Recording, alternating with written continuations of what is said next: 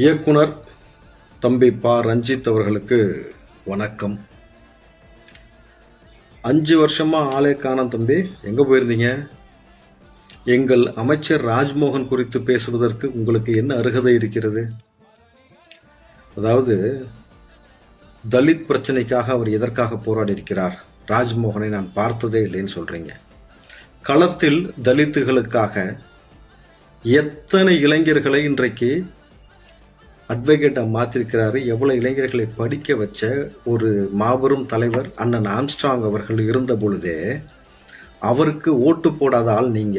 அவருக்கு ஓட்டு போடாம திருட்டு திமுகவுக்கு ஓட்டு போட்டுட்டு அண்ணன் ஆம்ஸ்ட்ராங் மரணத்திற்கு பிறகு அண்ணனை நாம் தவற விட்டு விட்டோம், அவருக்கு நான் ஒரு முறை கூட ஓட்டு போடலன்னு பேசினால்தான் நீங்க. புரியுதுங்களா? களத்துல சரியான போராளிகளை உங்கள் கண்களுக்கு தெரிவதே இல்லை. உங்களுக்கு தெரிஞ்சதெல்லாம் திமுக,